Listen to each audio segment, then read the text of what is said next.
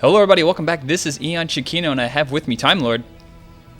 Hello. We've got a TvT here on what's the name of this map?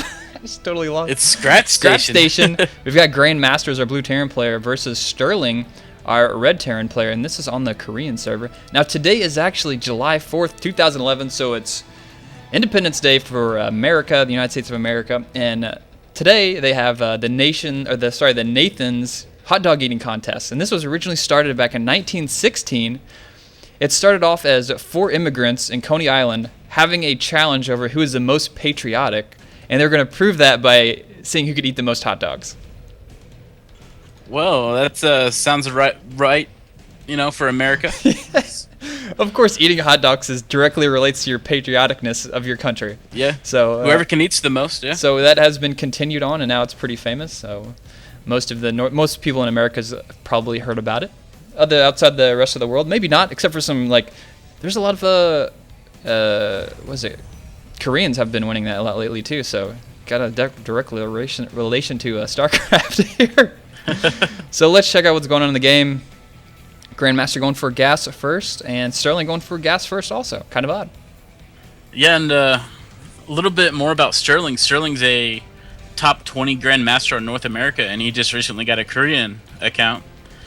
And he's starting to play in Korea, and he's doing pretty good. He's like 80 wins and 50 losses. Not bad. He's a top master already, so he's showing his stuff on Korea, and this is one of those games.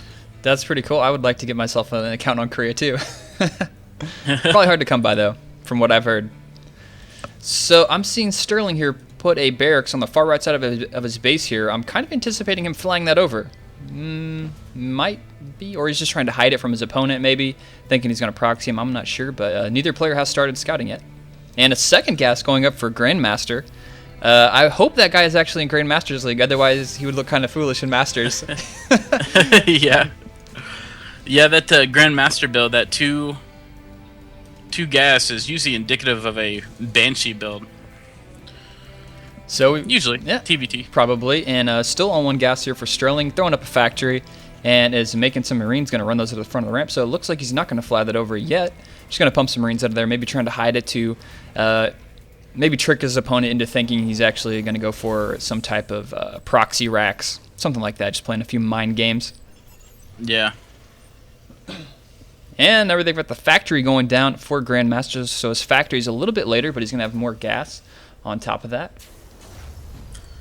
Yep, and I'm probably suspecting him to put down a starport right when that factory gets done, probably.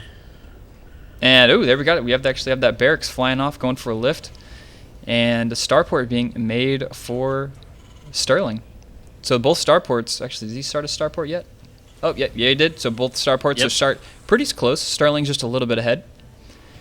Yeah, it looks like they're doing the same strategy, but just Sterling is opting just to get one geyser. And one refinery. Sterling is scouting with the barracks, so he's going to flying around and good stuff like that. Yeah, he doesn't need need any more Marines. He's just going to be pumping out some Hellions and getting a good scout with that barracks. So I'm kind of expecting we'll probably see the factory lift up, swap, make some Banshees out, like you were saying earlier, Banshee build, and Sterling going for a tech lab also, and Hellions on the way over there too. Yeah, he's going to do some. He sees that there's not very much, just 1 Marine, so he's going to send his Hellions. Oh, snap! Sterling just hijacked the tech lab from GrandMaster. Oh, wow. Sterling just stole it with his barracks. I don't think GrandMaster was expecting that, and now he's making Reapers out of making a Reaper out of it. He has nothing to defend with it, just that 1 Marine. And there's 2 Hellions outside GrandMaster's base. He's trying to remake his tech lab. He's going to be very far behind. Reaper's going to come out, start dealing some damage. And what does he have for units? He's got a Marine, and Sterling making an expansion over here on the left. He's making a Banshee from his main, and it looks like GrandMaster's now switching into a Viking, knowing that that tech lab was kind of a waste. And Hellions coming in now. They're going to roast all the Marines. Reaper's out. Oh, wow. He's just killing everything now. And wow. Oh, GG, game over already. And wow, GrandMaster's probably like, I should have seen that coming. That barracks was just floating right over the tech lab, like waiting for the factory to lift. and he just steals the tech lab. Steals That it. was pretty crazy. Steals the tech And he lab. built a Reaper out of it. And he built a Reaper out of it. And I like how he waited with the Hellions, waited for the Marines to come out, you know. The Marines are focused on that. Wasn't ready for that. And, yeah, he was just in a great position after he stole that. After he stole the tech lab, he's setting up an expansion. Banshee flying over. Has some Reapers out already. And it seemed like that was his plan the entire time.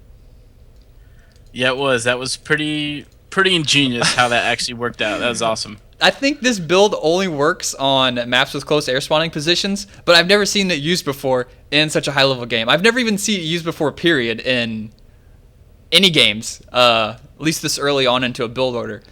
Because, if you're floating over your opponent's thing and they're lifting up, but your factory is there too, it's kind of just a race to see who can spam faster to land their building first. Yeah, because the buildings have no so. collision, so if you're just sitting there, it's kind of maybe a coin flip to see who can land their building faster if you're just kind of sitting there. That's an interesting technique, and I think after this video we may see it used a little bit more often in maps with close air spawning positions. Crazy game, and thanks to Sterling for, bringing something new to the Starcraft 2 universe. That was definitely cool. So anything else you want to add to this, TJ? Sorry, Time Lord? No, that was just a pretty cool strategy.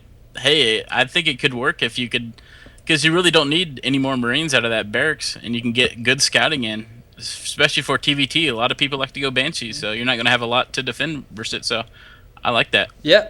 So that's it for us, guys. Hope you guys enjoyed this. Make sure to subscribe, commentate, thumbs up, all that good stuff. See everybody later.